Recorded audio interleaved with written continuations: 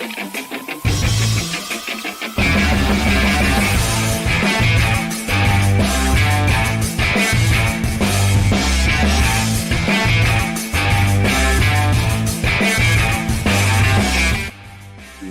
up, everybody? Welcome to RotoGrinders NBA Crunch Time. I'm your host, TJ Zwarich. We got 1 hour of NBA content leading you right up until lock. Plus, we got 2 of the sharpest minds in the biz helping us break it all down. 5-game slate for NBA tonight. We'll go game by game. Then we'll go through position by position, laying out the core plays for cash, for GPPs. First up, we got Will Priester, the Chief. How you doing, Will? I'm good, man. Another day, another dollar. NBA grinding. Really late into the NBA season. Shout out to Clips for that one. That is not my own soundbite. Throwback hip-hop song from a long time ago. At any rate, glad to be on. Don't get to see Neil too often, so I haven't seen Neil since football. So this is really good. Should be ready to dive into this with Neil Orfield as well. Player Q, DFS. How you doing, Neil? I'm doing well. I would be doing a lot better if the Timberwolves had just not had an epic meltdown a couple nights ago against the Bucks. That was maybe the worst I've ever seen, and that's, as a Timberwolves fan, that's really saying a lot. I don't know if you guys watched that game. It was just brutal. It looked so bad, but it does set up for. I mean, it was going to be an important game tonight, regardless. But like, I would have felt like, okay, they have a real shot at the 4 seed if they had won that game. Now I'm a lot less hopeful, but yeah, really, that's like the most important game of the night is my Wolves. I'm excited. I'm going to go watch it at my brother's house. So fun night of basketball watching ahead of me. But man, I'd be a lot more happy if the Wolves had just won that game. Life of a team that rarely is good. I know that what that's like as a Raptor fan. When they are good, it's exciting. But man, you've won a championship though. You've got the championship. True. We got the championship. I knew what it was like. I knew what it was like until a few years ago. We will say, yeah. But when they're good, damn, does it make that heart race and just hurts when things all of a sudden start going a little bit poorly. But hopefully, your Wolves take the win tonight. What's your 30,000-foot view of the slate tonight? I'm thankful. I checked the schedule. I was thankful as soon as I saw I was in the host role because that meant I don't actually have to play it today. I can just throw it to you gentlemen to give us some great takes. So, Neil, what's your 30,000-foot view of the slate? I mean, we only have one impactful playoff positioning game, that being my Timberwolves at Memphis. That's the last game of the night. Prior to that, we have 4 games that are, the spreads. Actually, the New York Detroit game is it's really not that important, but the spread is pretty close, and we're giving pretty full minutes to a lot of the guys here. New York sitting some of their starters. We've got a lot of value on this slate, so it is going to work out to be a pretty stars and scrubsy slate. We are still waiting on Giannis injury news. That's obviously going to be very impactful for Milwaukee, and then just starting lineups. We're waiting on a ton of news in this game, and it's a great late swap game as usual, or slate as usual, just because we don't have the starting lineups, and we do have 4 main Knicks pieces out. There are going to be a lot of changes to projections, I think, throughout the course of the night. So just one that we're going to have to stay on top of things. Will, what's your plan of attack for tonight's slate? How many lineups you playing, and how are you viewing this one? Just one. I'm not going crazy tonight. The last time we were on the show, TJ ran one lineup. It actually took down first. No way. Yeah, it's I don't know. It was a random Saturday or Sunday or something. I just built everything we talked about, and I checked my phone later. It's oh, I won. All right, cool. That's the dream. Those are the best ones. But so yeah, I just think, man, so whenever we get down to the end of the NBA season, is how much do you value competitiveness versus the value that you're going to get? I think that's really what this boils down to, because you got Cleveland pretty much sitting all the big guns, if you will, which kind of opens some things up there. New Orleans has started sitting people 4 weeks ago, and now they're down to the cupboard. And I mean, some of these guys are actually NBA players, like Elfrid Payton from a few years ago was a thing. And, they've got other guys that are going to play that are projecting really well. Same thing for Brooklyn. Brooklyn's kind of not interested in actually winning basketball games.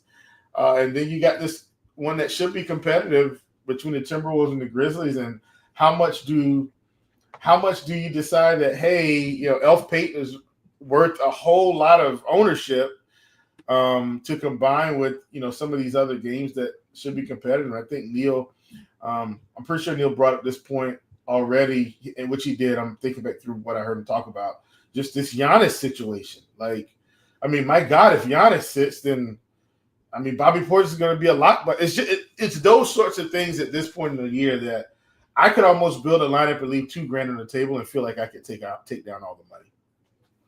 Yeah, if Giannis is out, especially, yeah. Yeah. Smash the like button if you're watching us on YouTube. Subscribe, hit that notification bell. If you got any questions, you can drop them in the YouTube chat. Drop them over in the RotoGrinders live stream Discord chat.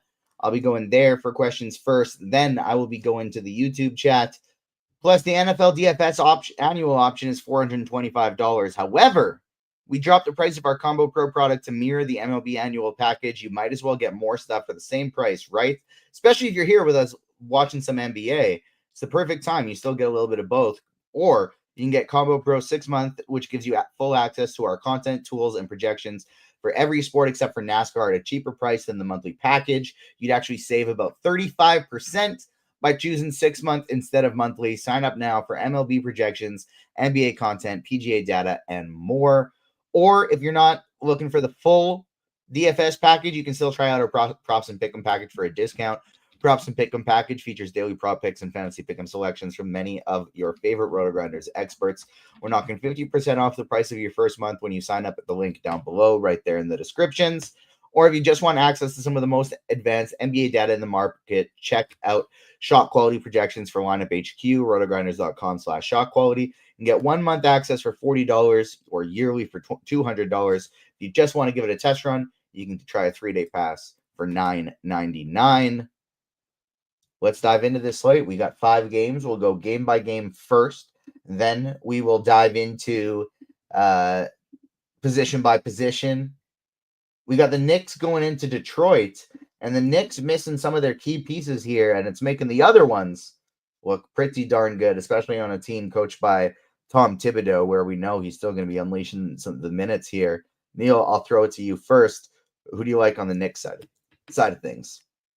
Yeah, I'm struggling with it a little. I actually took a lot of unders earlier in the day in pick 6 stuff, just hoping that that maybe we did see some reduced minutes here on the Knicks, and none of the lines seem to indicate that that is what we're anticipating. It is Tom Thibodeau, so yeah, it's a little bit hard to know what to expect, or maybe it's not. Maybe the opposite is actually true, and you can just expect full minutes because it's Tom Thibodeau, and I just want to believe that it's not set in stone. But yeah, I think Cat looks like a really strong play.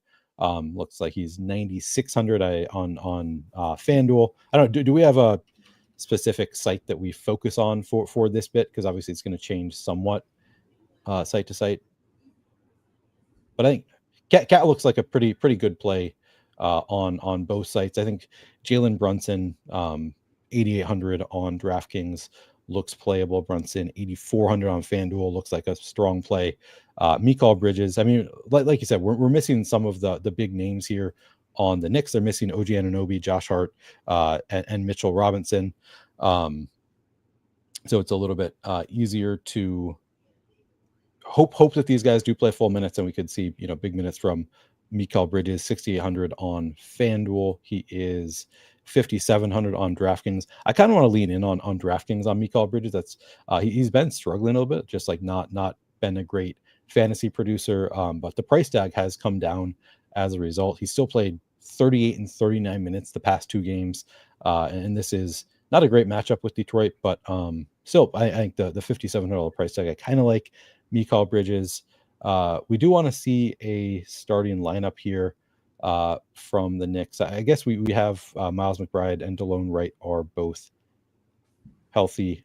We've got Brunson back, so maybe we're not really waiting on that much. And Precious Achiuwa is the The chalk piece here is only 3,300. Should get a ton of ownership. I think I'll play a fair amount of Precious Achua.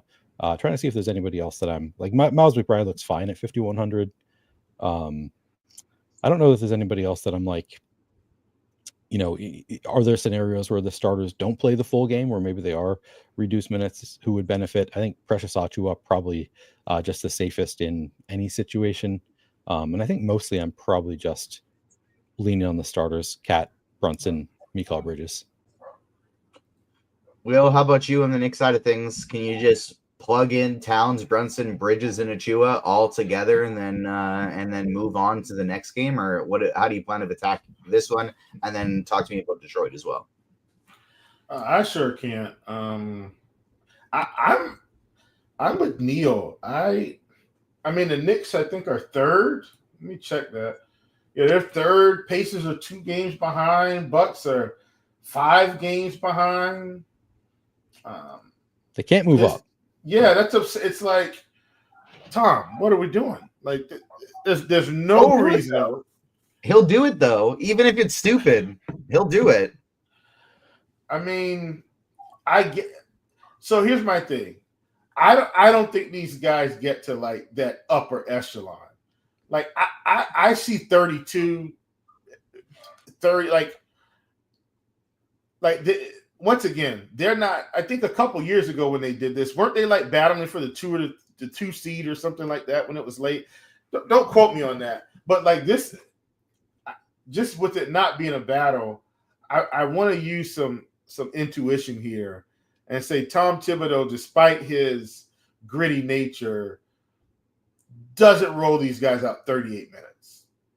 I'll go with that.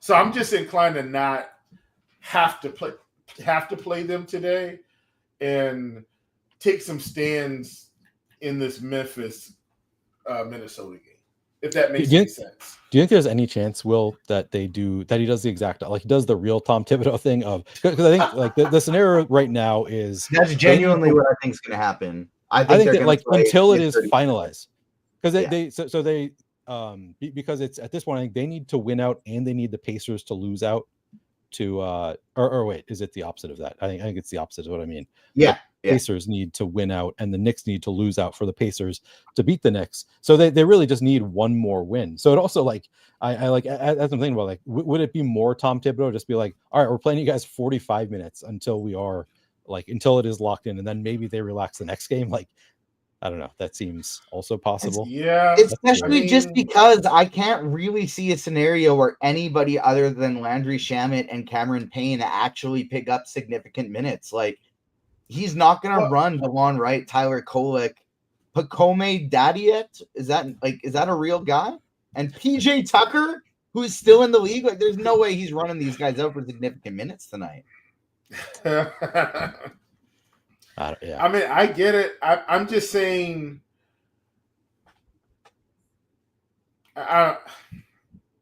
You guys are probably right. I'm probably wrong. I know. I'm sitting here like.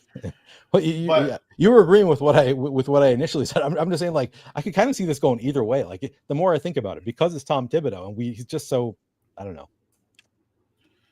The Pacers are playing Cleveland, who isn't really playing anyone, which obviously means Cleveland's going to win this game tonight. That's how the NBA works, right? Like, they roll all the scrubs out, and the scrubs beat them by 8. It's how it works. I'm joking, but I could see a type of scenario where if I'm playing 3 lineups, Detroit also can't really move anywhere though. Like, at some point, won't Detroit just wave the white flag, especially with Cade being injured part of the season anyway? Like, Detroit can't move up or down. Detroit kind of already has scaled down their minutes lately, and so I feel like they'll probably just stay similar to that, where Cade and Tobias Harris will touch 30 and probably be the only ones. They run a pretty spread out rotation anyways, that I feel like they'll probably keep it fairly normal. Let me check something, because Nicholas is saying Detroit can still end up in the play-in, and right now they are 3.5 games ahead of the Magic. So I'm still I'm still trying to figure out how they're going to get in the play-in. If that makes any sense. Hold on. Oh, you muted Neil. I think he's wrong about that. I think that they can't get into the play-in because they have 36 losses with 3 games left. So if they lose all 3, they'd be at 39, and the Magic already have 40 losses. Yeah, that's what I'm saying. I think the Pistons are like stuck at 6. I think if I were playing 3 lineups today, one would have Towns, Brunson, Bridges, Achua. One would be a full fade of the Knicks. And the other would be, or maybe just, I don't know if I'd full fade as much as maybe just play Precious Achua still, because he still probably gets upwards of 30 minutes regardless. And then the other one, maybe like just the Towns and Brunson and Achua kind of thing and leave Bridges out of it. But I feel like at least one of them I'd want to full up and load a Knicks stack, and then one fully fade the Knicks and say, hey, no, they're not going to play big minutes, and kind of hedge that way. Anybody want to get to anybody on Detroit before we move to the next one? I feel like Cade is slightly playable, especially if you're doing that Knicks stack. But outside of that, I don't think anyone's going to play enough minutes to get there. Yeah, such a small slate. I feel like we should be playing them, but I just can't. That's just not my style.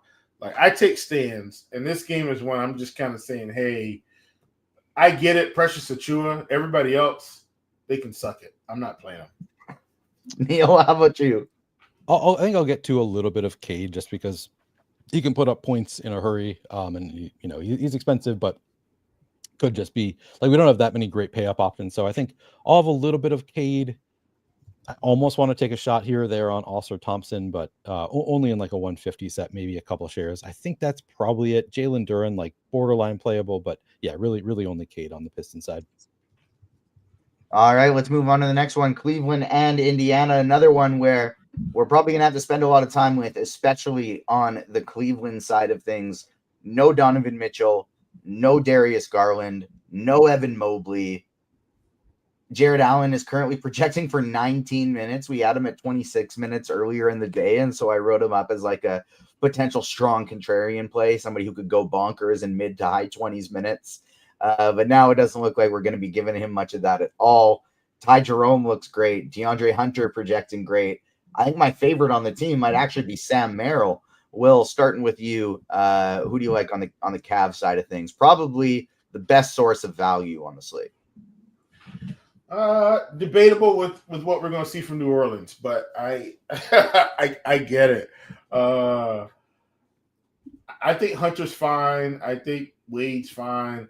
If I had to fade one of these guys, like legitimately true fade, it's Isaac Okoro. Like if Isaac Okoro beats me, hey guys, I lose. How often is Isaac Okoro going for 20 fantasy points, much less 30 to 40? Which means tonight he's going for 75. I'm kidding, but I've been fading Isaac Okoro almost all the time, and almost all the time it works. So, and he's got hardly no ownership for good reason. But like, I don't even want to risk 5%. Like, I can divvy that up somewhere else. So he's getting the X button. I borderline don't want to play Dean Wade. But he actually can get you 30 fantasy points at some point. Not going to be often, but are they going to give him enough minutes to get there? Maybe. But Ty Jerome has just proven that he can get it done. DeAndre Hunter is a guy that I think, given this opportunity and should have the green light tonight, he could possibly get you there almost on points alone. Like, this is a guy who can probably go ahead and score 20 real points tonight in an up-tempo matchup with Indiana. So, Ty Jerome and Hunter are kind of where I want to plant my flag. And I am with you on Sam Merrill off the bench. Like, he should get some minutes. He's another one, though, that I don't feel like I have to have a ton of. I'm definitely more into Hunter and Jerome. Like, those are the guys for me. Neil, how about you? Who do you like on the Cleveland side of things? I think Merrill is my favorite, but Craig Porter Jr., I think, is a super sneaky off-the-bench option today as well. Somebody we've seen put up really big numbers when he actually gets the minutes before. Who do you like on the Cleveland side? Yeah, I mean, it all starts with Ty Jerome and DeAndre Hunter as like they're going to be the chalk options, and I think they're decent chalk. Like I think I'll be pretty close to the field on those two, which is sub 50%, but like I'll probably have at least 30% each of Ty Jerome and DeAndre Hunter, I would guess. And then yeah, Sam Merrill looks like a strong enough option. He's not going to be particularly chalky. He's only 3,300. I agree. He's a fairly strong play. Okoro, borderline playable to me. Craig Porter Jr., agree with you there. I think Craig Porter Jr. is pretty sneaky. TJ, I'll ask you, would you play Craig Porter Jr. with Ty Jerome, or are you playing him as kind of a hedge against Ty Jerome? I would probably play the hedge against Ty Jerome, but I really like the idea of playing Craig Porter Jr. and Sam Merrill together. I like that. Yeah, I have the rule set of just one of Craig Porter Jr. and Ty Jerome, but was kind of debating if maybe I'll allow it. And then I also want to throw it Tristan Thompson as just like a large field, like dart throw, just because it's possible that Jared Allen's minutes are even more limited than we have him projected for with all the other starters out. He's just trying to play every game this season. So it could be like he only plays a little bit in the first quarter and we end up seeing Tristan Thompson play big minutes. Now that's not the most likely scenario, to be clear, but I think Tristan Thompson a little bit sneaky for large field tournaments as a result. But yeah, I think that is kind of the list for me. I don't know if I mentioned Dean Wade, but he's in my player pool. So this is a little bit similar of a situation as the Knicks and Detroit game, where one side has potential for a whole lot and the other one probably not a lot. We need to get to with Indiana, still wanting to win one more, still wanting to win out and hope New York loses out, but not overly likely. We see the minutes projections are a little bit lower. Is there anybody you want to get on Indiana? Yeah, I think Miles Turner pretty interesting here, especially with the Cavs.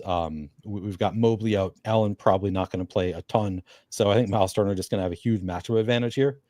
So at 6,300, I do think that he is pretty interesting. Getting to a little bit of Pascal Siakam, you could throw in a Tyrese Halliburton. Like it's just if you want to think that they do, like they still have the potential to move up. So it's possible that these guys play something close to full minutes, and with like such little on the slate in terms of like sure things, I think it's fine to play some of these guys. But yeah, I'd say Miles Turner my favorite. Kind of just sprinkling them all in though. Nobody that I'm like prioritizing on the Pacers. Will, any Indiana for you? I mean, I think if you're playing the Cavs, I'm on the mindset like if I'm playing Jerome and Hunter, maybe I get one guy on the other side, but I'm not going crazy here. A lot of this is truly standings based for me. And I think somebody mentioned it, like, yeah, I guess technically Indiana could, get to the 3 seed if the Knicks lose or, screw the pooch here. But, I'm still not rushing to play a whole lot of guys. Like, this is the spot where I'm going to just have 3 Cavs and 2 Pacers. I think I'm going to be no more than 2 Cavs and 1 Pacer, if any, in the lineup that I play. I think my favorite way to play this game, with a lot of good spend up options outside there, don't get me wrong, there's always a lot of great point guards to spend up for. But with a lot of great spend up options, with Giannis being ruled in, Cat looks pretty good today. I think my favorite way to play this game, Sam Merrill, Craig Porter Jr., TJ McConnell as my run back. Say if they let the bench get a little bit more run and he gets 21, 22 minutes. We've seen here just 30 points in 19 minutes. This guy can put up massive scores in not that many minutes. So if he happens to get a little bit more run today, because this gets ugly, this starts blowing out one of the two ways, I could absolutely see this being a really nice stack here. And then it allows you to do the Karl Anthony Towns, Giannis Antetokounmpo, who is wildly high priced. And then last 3 positions, you still have almost 6K for. So really like that way to start a kind of contrarian tournament style lineup today. Atlanta at Brooklyn, 13.5 point spread in this one, starting with the Hawks. Will Trae Young looking like he's going to be among the chalkiest spend ups or just chalkiest players in general on the slate today. Onyeka Okongwu has been smashing lately. What are you doing with the Atlanta Hawks? Look, man, Hawks still playing at, a nice place. They get a matchup with a bottom tier Brooklyn team.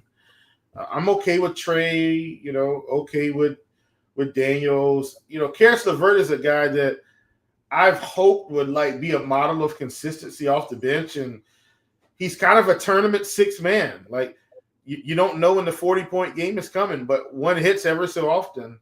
On a slate like tonight, this could be a spot for him. So I do tend to play some LeVert, but the field's also playing some LeVert, and so it's man, I can't even get sneaky LeVert today. But all in all, Trae Young getting a lot of ownership. TJ, I start getting uncomfortable once we start seeing 30, 40% for anybody. It might be worth it though, man, on this slate, where this team is, they're in the 8th seed, kind of jockeying for, as crazy as it sounds, the bottom of the East is kind of 3 through 8 in the West. Does that make sense? Everybody's jockeying for position. And, if the Hawks stay in this 8th spot here, then if they win, they only have one play-in game. They dropped the 9th or 10th. Now they're at the risk of playing 2 play-ins. They've got some motivation. Probably one of the safer teams playing a dud team tonight, if you will. Neil, anytime Trae Young becomes quite chalky, one of my favorite things to do is fade him, but play Onyeka Okongwu and Dyson Daniels together. How do you plan on handling this Hawks team today? It's all right. I just remember that I was muted right as I was about to start answering. I think that seems like a sharp way to approach it. This is one of the few teams on the slate that really has something to play for. But the thing, the difference between Minnesota and Memphis versus Atlanta, Milwaukee, other teams that have a little bit something to play for is they're playing against teams that have nothing to play for. So they're playing against Brooklyn, and Brooklyn is trying to throw it. So it's they'll probably play their guys as long as the game is close. We're not really expecting it to be close, but as long as it is, we could see big minutes here from their main guys. So I think Trae Young looks like a strong play here. Okongwu, I like that. I like the idea of playing Okongwu and Daniels together. And I have some of each of them. Karis LeVert seems fine at 4,500, certainly playable. I'm currently not getting to anybody else on Atlanta. Reece Shea, I gave a little bit of a boost, just maybe he can get hot and put up a decent score. But there's nobody else besides Trae, Okongwu, Daniels, and a little bit of LeVert, a little bit of LeVert, maybe a little bit of Reece Shea. That's probably all I get. But Trae is actually the only one that I'm getting in double digits right now, and I have 36% currently. Terrence Mann projects well as a value, but honestly, where we have so much value, he's never really shown much of a ceiling. Not a guy that I think you need on this slate. I can't remember who it was, but I saw somebody writing up Drew Timme in the expert survey today. This whole Brooklyn team kind of all just projects for the same amount of points. None of them are super duper cheap anymore. Will you get into any of the Brooklyn side? Any Timme, any Zaire Williams, any Beekman? Man, honestly, Brooklyn is probably the team that I just kind of don't like. I mean, all this value, and I'm just puking as I'm talking. It's just so bad. This is late. I apologize for cutting you off, but I'm just looking at this and with so many of these games are one team looks great, the other looks putrid. The tournament winning lineup is going to be finding the one that actually stays close that we don't expect it to. Minnesota and Memphis is projected to stay close, but the key is going to just be finding the one that the team that you don't expect to actually go all out does go all out.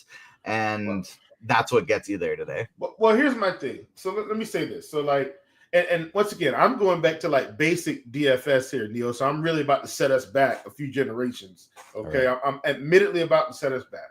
I pull up Reece Beekman, I look at his game log, and I say, okay, 31 minutes, 35 minutes, 25 fantasy points, 31 fantasy points, and we're getting down to the end of the season.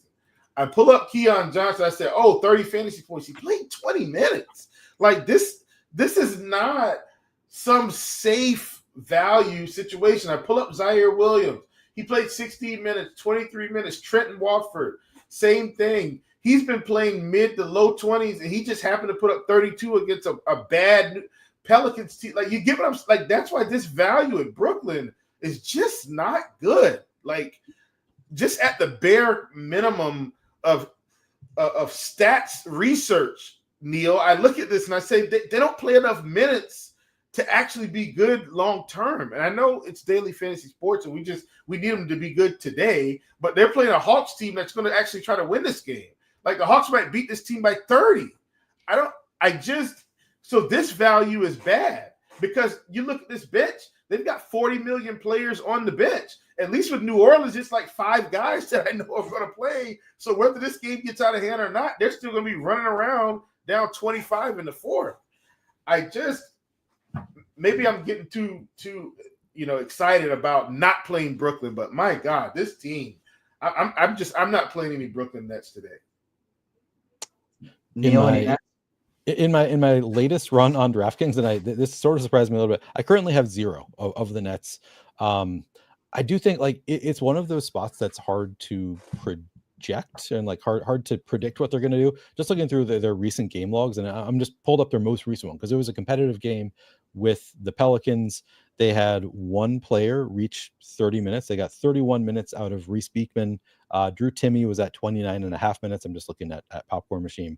But it was like the starters in particular didn't play that much. So usually you can like, okay, we don't really know what to expect, but once the starting lineup comes out, you can kind of lean into the starters a little bit more. That hasn't been the case this game and their recent games either. The starters actually seem to be playing less than the guys off the bench. So it is gross. The value is like okay enough that you could consider. Yeah, I think Drew Timme is fine to throw in some lineups at 4,600. Not like a priority for me. Reese Beekman similarly is 4,300. So like, yeah, he could have a spike. I feel like they have a lot of these guys. It's like one of these guys is probably going to put up 30. I would guess. I would guess there's one player at least on the Nets today who puts up 30 plus fantasy points. But I also think like there's enough value on the slate. You can probably get away with not playing these guys. Like I would not try to like get one in every lineup because you like they probably need to get 40 even at 4,300 until they get to like 40. I'm not that concerned about it. And then even at that point, it's like, all right, you might be able to get away with not having them. So yeah, no priorities for me on Brooklyn. I guess the ones that I would play are Timme, just because he's 4,600, pretty good fantasy producer, and we just saw him play close to 30 minutes. Beekman, we just saw play over 30 minutes. He's only 4,300 playable. It's also a nice matchup with Atlanta, so yeah, I think these guys are like almost playable. Watford a little bit expensive now at 5,400 on DraftKings. After he's done nothing for like 3 months with minutes. Yeah, and now all of a sudden he puts up 30 fantasy points at 5,400, and we're like, hey, come on, like. Brooklyn, man. Yeah, gosh, this team is so bad. Yeah, and they're just like making it. It's a pain in the ass for us. Just like play your bad players for 40 minutes at least instead of giving them all 25. Right. Yeah, it's gross. No priorities for me. How do you have anything, TJ? No priorities, but I do think Drew Timme and Reese Beekman can be in consideration. If you're playing a ton of lineups, they can remain in the pool. Now, I wouldn't keep them in the pool if I was playing 3, even 10. But if running 150, absolutely, I think those two would stay in the pool. New Orleans going up against Milwaukee. Yes. New Orleans has by far the lowest total on the slate, but they're going to be the most popular team on the slate as well. Why? Because they got 8 guys projected to play minutes today, and that is it. And so anytime we got 8 guys, they are absolutely a priority. Neil, throwing it to you first. Projecting to start Makovich, Brooks, Reeves, Payton, Robinson, Earl. Guess the one guy of that group that I don't want to play. Of those starters, I would guess that it is Keon Brooks. Jeremiah Robinson Earl. This guy never does anything. You will never, ever, and I realize that this is the day that it's going to happen now. One time this year, he's had a good game. You never need Jeremiah Robinson Earl. That's the one guy that I feel like I am out on, and so because of that, he's probably going to have 35 fantasy points tonight. I mean, he also doesn't usually play that many minutes. So like scrolling through his game log, I'm like seeing, yeah, I guess he had 32 against Detroit, and he actually put up 33 fantasy points. So with extended minutes, maybe. But yeah, he's a pretty poor fantasy player. I still have 21% in my latest run of Jeremy Robinson Earl, which maybe is a bit much. It's actually under what the field is projected to get to. But this is one of the best spots for value. So this is also part of the reason we don't have to worry about the Nets too much, and you can like mix them in, but like it's not a huge priority. Is we have a lot of value on this slate. A lot of it on the New Orleans side, like you said. Karlo Makovic going to get a lot of ownership, but like he projects really well for a $4,600 player, both power forward and center eligible. Keon Brooks looks pretty good at 4,100. Not the best fantasy producer in the world, but like he's not terrible either, and projected for significant minutes. Antonio Reeves looks like a really strong play at 4,000. He's a pretty good fantasy producer. Should see big minutes. Elf, we're projecting to start. And this is the big note with the Pelicans is pay attention to the starting lineup, because somebody like you said, we're only expecting 8 to play, but also this is a spot where I'm going to lean into the starters a bit more than whoever comes off the bench. So this is what I'm having right now. I have a lot of Antonio Reeves, Elfrid Payton, anticipating they're both going to start. It's possible that they don't. Jamal Cain looks pretty good even off the bench. Even the bench guys look pretty good. Lester Quinones looks fine. Kyler Kelly, like if he gets a start, he would be a player that I want to have a lot of. But yeah, just really pay attention to the starting lineup for the Pelicans. I think even the bench guys are going to be playable because they only have 8 that are going to play, but the starters are who I'm going to lean into more. And it's in particular, like I said, it is Elf and Antonio Reeves are the best here. Assuming the starting lineup is what we're currently projecting, how much Kane, Quinones, and Kelly do you think you'll land on? 5 to 10%, maybe a little bit more of Kane. Not question in chat: which teams are still playing for position? Technically, the Knicks. Technically, Indiana. Technically, Detroit. But mostly Atlanta, Minnesota, and Memphis. Those the previous 3 teams are like, yes, if one team wins out, the other team loses out. They could move up or down like one position, but for the most part, the Hawks, Minnesota, and Memphis. Does Milwaukee have anywhere they can move up or down? I was just looking at that. Maybe I think Milwaukee can move down if they lost in Detroit one or something. Milwaukee. I think you're right about that. That could still potentially adjust if, again, a very similar situation. Listen, to if Indiana. I'm the GM, I'm making a gentleman's agreement. I'm getting me a burner phone. I'm going to some hole in the wall gas station in the middle of nowhere, and I'm getting me a phone and I'm calling up the GM and I'm saying, look, man, do we need to get these guys some rest? Do your guys want to get a rest? Like, listen, we'll rest our guys, you rest your guys, okay, and then let's ride this thing out. We want our best players playing. We don't want some freak accident hurting someone against the Brooklyn Nets tonight. Like, what are we doing?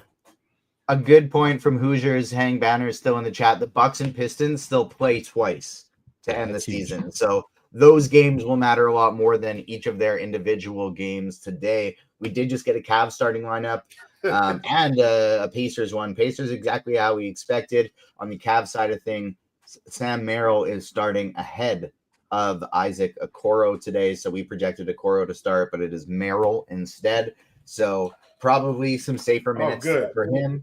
So we don't have to play Okoro regardless. And he wasn't getting played anyway. Yeah, no, absolutely don't got to get to any of him. Will, New Orleans Pelicans, who do you like best? And then lead us into Milwaukee. I think, man, the starters, I guess, except Jeremiah Robinson Earl for you. But, if Elf Payton is going to get 30-plus minutes, I'm expecting 30-plus fantasy points. He's 4,500, I think, on DraftKings. No, he's 4,500 on FanDuel. He is what is Elf on DraftKings? Let me check. 3,900. 3,900. That's where he's cheaper. Yeah, so 3,900 on DraftKings. I mean, pretty much a slam dunk on both sides. Pretty much all these guys are pretty cheap. I mean, heck, if Carlo gets anything near 30 minutes, I mean, he might be the best point per dollar play on this slate.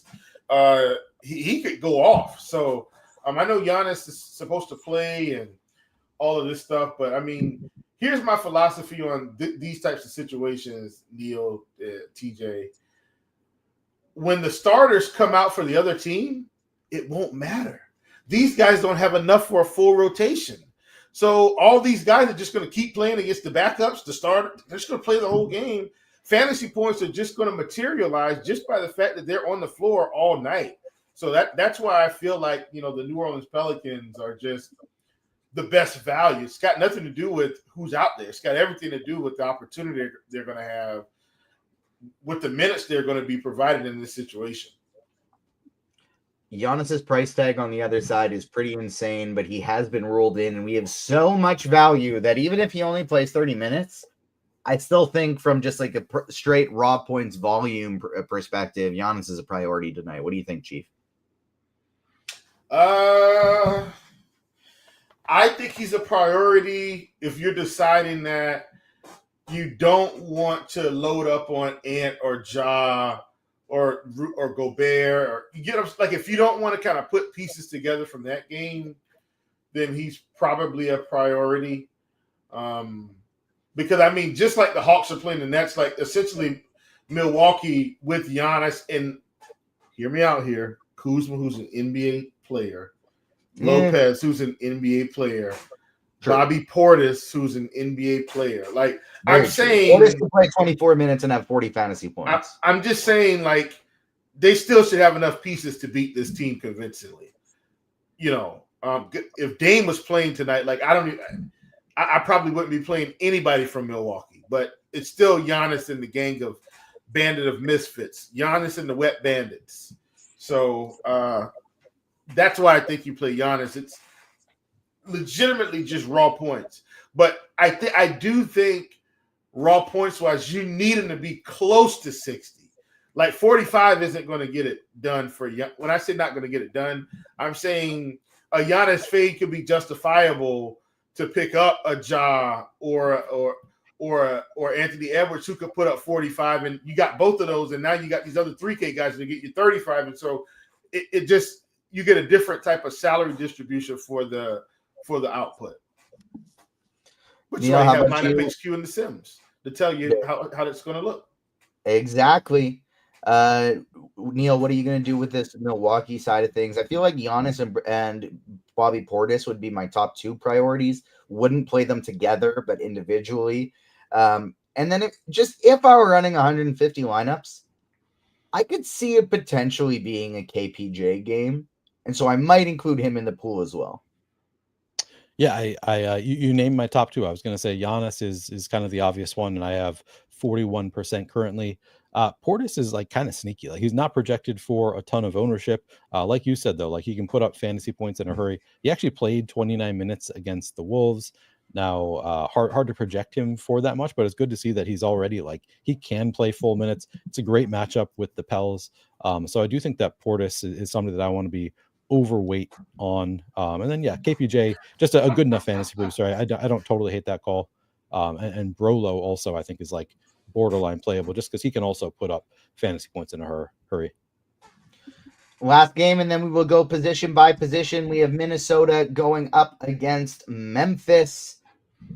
This is the one that's going to be by far the most exciting to watch in real life, especially if you are a Minnesota Timberwolves fan like Neil.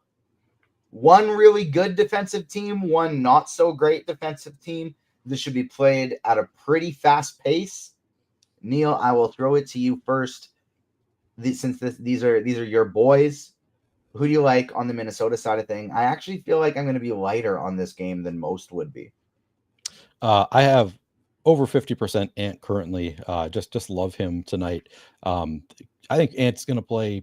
If I'd set the over under at like 41 and a half minutes for Ant, I think is like, if the game stays close and maybe like, unless it's complete blowout, I think Ant's going to play a ton of minutes here. So yeah, I love Ant tonight. Like you said, it's a pace up matchup. Looks great. I think Julius Randle looks pretty good at 7,200. Rudy Gobert looks pretty good at 6,700.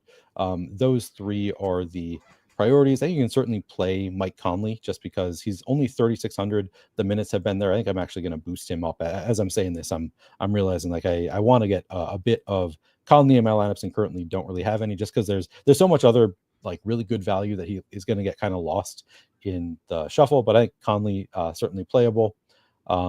I guess Jaden McDaniels down to 5,100 is kind of like a tournament dart throw, seems fine. Naz Reid at 5,200. These guys have come down in price enough that they're like, I think both Reid and McDaniels are tournament dart throws, just because, again, we could see big minutes on the starters. Like Ant is like the one that's like a sure thing to see big minutes, but I think we could see it on Reid, McDaniels, even Dante, I think, is playable. But yeah, the priority here is like clearly Ant, and then there's a big drop down to second tier. Julius Randle, Rudy Gobert all having double digits. And then I'd actually put Mike Conley in a tier just below those guys. I think he's pretty intriguing at 3,600. But then I think you could mix in Naz Reid, Jaden McDaniels, Dante DiVincenzo as well. Maybe even Nickeil Alexander-Walker, although he'd probably need a lot of things to bounce right. I draw the homer line at Mike Conley. Right, everything Neil said is correct. No, don't play Mike Conley. Before Mike Conley. Okay. Going to probably play 40 minutes. Julius Randle, Gobert. I like the Reid and McDaniels calls. I think they definitely have ceilings for their price tags, as of DiVincenzo. No Mike Conley. Not allowed. Will, how about you? Who do you like on the Minnesota side? And then lead us into Memphis. Yeah, so I mean, look, man, when you're getting cheap Mike Conley, I think all Mike Conleys aren't created equal. And that's right. You know, I think, you know, when Neil's saying, hey, Mike Conley's in that 3K range on draft, it's like now that's, I mean, look, Mike Conley gets you 23, 25, anything near 25, like we're probably getting close to him being somewhat optimal unless a host of 3K guys go for 30. I mean, we need probably 3 or 4 3K guys to go for 30 plus for him to just like not scratch the surface of being anything near the winning lineup. You know, but I think the sneaky play here for me, Rudy Gobert went on a string of games that was like insane for his price. And I happened to catch wind of that. In fact, one of those games when I actually took the stuff down. So I you know, in a game like this where they're going to have Edie on the other side, Rudy Gobert 7K feels pretty good to me on FanDuel. So I'm bringing that like that. That's a really good price, man, for him. Wow, we have the Kevin Durant in the YouTube chat right now saying LaMelo Ball is wasting his prime years, and hopefully Jokic will switch teams now that they fired his day one coach. Thank you, Kevin, for joining us in the midst of this busy NBA schedule. Got a true NBA superstar here. But Will, lead us into Kev, I appreciate you, man. I mean, looks like YouTube verified too. I'm just kidding. I don't want to lie to the people. Go ahead. What were you saying, TJ? Memphis side of things. Tougher matchup for them against Minnesota. But John Moran, Desmond Bane, Triple J, and damn Zach Edey lately always have a ceiling. Yeah, I mean, once again, this should be the most competitive game of the night. If not evidenced by the real life effects of this game, Vegas is trying to convince us that, hey, this game should be back and forth, should be tight, you know. And once again, when Vegas has a 2-point spread, 2.5-point spread, you know, my mind doesn't say, oh, this team wins by 2 or this team. This just says, hey, back and forth affair, probably get some free throws late. You know what I mean? Like one team isn't just running away with it and the others trailing and waves white flag. So I'm expecting it tight the whole way through. You know, some momentum swings in between all of that, TJ, some momentum swings in between all of that, Neil. And in the end, when we hit the fourth quarter with 8 minutes left in crunch time, you know, one of these teams has somebody trying to carry them home. And I think that's how this game goes tonight. So that's why I'm interested in both sides, both of the big stars. Can Ja Morant get some celebrations outside of weaponry? And I think this thing will go off without a hitch. The grenade one was absolutely hilarious. Neil, what about? I mean, like, come on, Ja. Side, I know we're taking ourselves down a rabbit hole, but come on, man. Like, do better. Like, you know, as a Timberwolves, so I've never really had an issue with the gun celebrations in the past, but now I think he should be suspended for this game in particular. I mean, come on, that grenade was just a step too far. Get him out for just this one game against the Timberwolves. But since that is not going to happen, I'm totally with you. Like I think Ja is a great play tonight. These teams hate each other. Like I think everybody is expecting the Timberwolves to play extended minutes, and especially Ant. I wouldn't be that shocked if we see extra minutes tonight for the Memphis starters as well. So I actually like a lot, like Ja in particular, I think looks like a really, really great play, even against a tough Minnesota defense. They're just going to be going all out. But I think like I'm going to have double digits of Desmond Bane, Jaren Jackson Jr. I'm currently at 9% Zach Edey. I'm okay with that. Vince Williams, I think, could see some extra minutes here trying to guard Ant with Jalen Wells out. I think could be in the starting lineup here. So I think Vince Williams at 3,400 is playable, and I think that is it for me as far as Memphis. Like the start, Scottie Pippen Jr. I think is also playable, and then Santi Aldama, if he gets a start, I would maybe go there as well. But yeah, it's going to be the four main guys: Ja, Bane, Jackson, and I'm including Edey as one of the four main guys. Those four I'm going to have some of for sure, and then I'm going to have to wait for that fifth starter. If Santi Aldama plays, I might play a little bit. I think probably whoever gets the start between Aldama and Vince Williams, I will play some of, but I'm still probably not even going to get to double digits, would be my guess. All right, we're going to start on DraftKings for position by position because I'm already on the screen, and we'll save some time since we are running up tight to lock. Top three players at the point guard position on DraftKings, Will. Top three for me, probably going to be Ty Jerome, Elf Payton, and Ja Morant. Neil, how about you? Top three point guards on DraftKings. Same three, different order. I have Elf Payton, Ty Jerome, Ja Morant. All right, shooting guard, Neil. Top three on DK. Antonio Reeves, Ant, and Desmond Bane. Not my guy, Sam Merrill. Didn't you see in the expert survey he's in 8 threes today?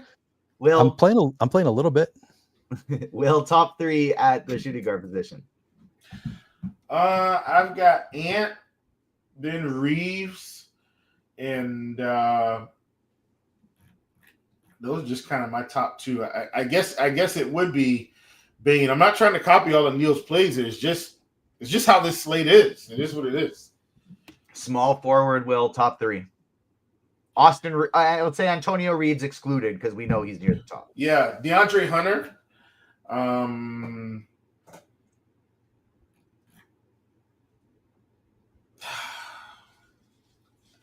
I gotta say DeAndre Hunter. I guess Ant and probably Jaden McDaniels.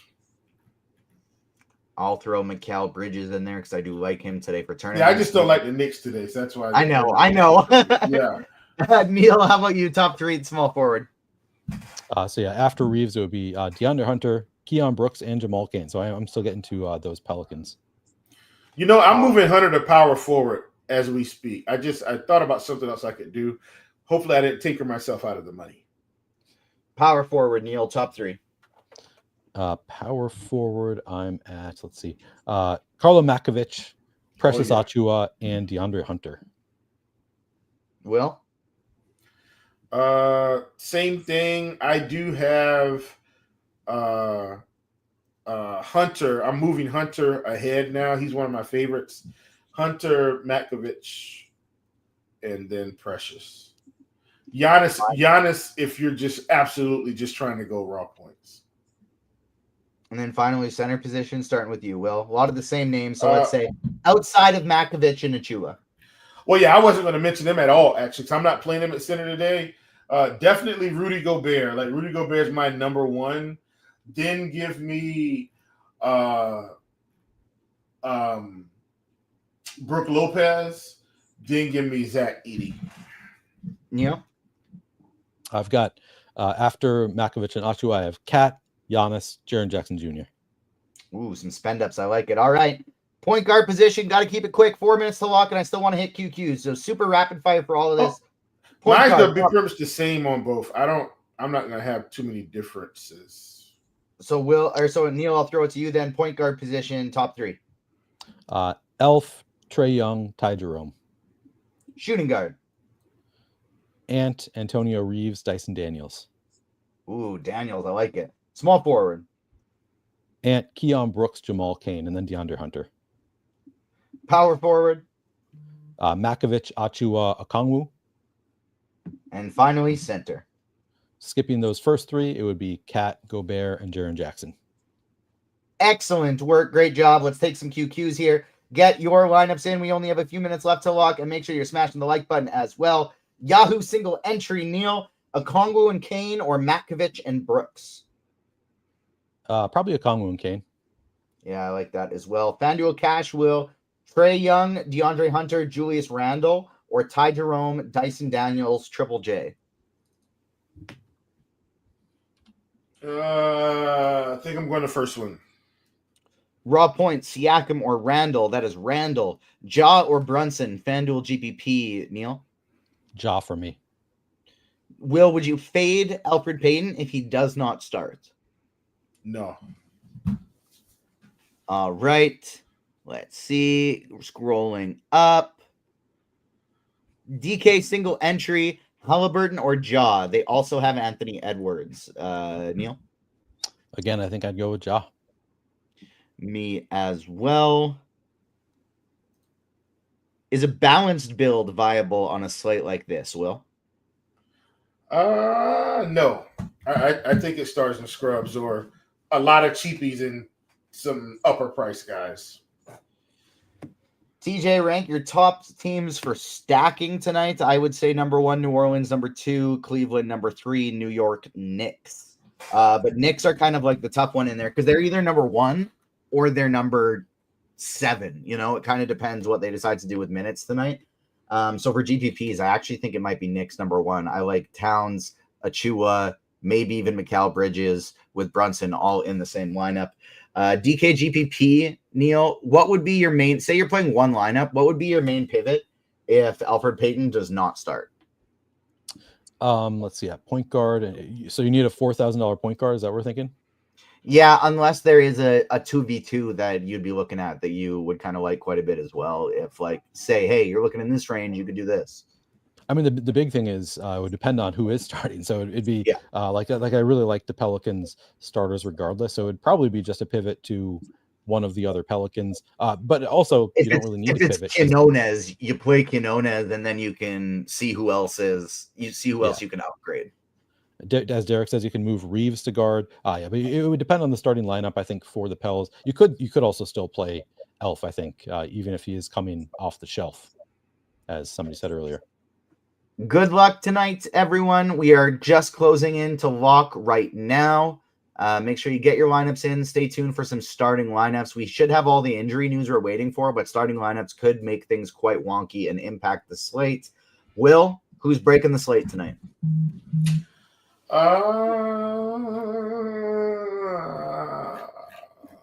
Ja Morant. Neil, who's breaking the slate? Is it Anthony Edwards in the same game? Mike Conley, actually. Just have to do it to TJ. No, it's Ant. It's for sure Ant. It's for sure Ant. Anthony Edwards and Ja Morant breaking the slate in the same game. We have reached lock. Thank you so much for tuning in, everyone. Smash the like button on your way out. We will be back tomorrow with more MLB Grinders Live and then MLB and NBA Crunch Time together. It might actually just be an MLB show. I can't remember. As the NBA games are winding down to close out the season. No, there's a ton of games tomorrow. So it will be MLB and NBA for tomorrow. Sunday, if I'm not mistaken, is the final game of the NBA regular season. Then it is playoff time, everybody. So thank you so much for tuning in. We will see you next time. On behalf of myself, Will, and Neil, peace.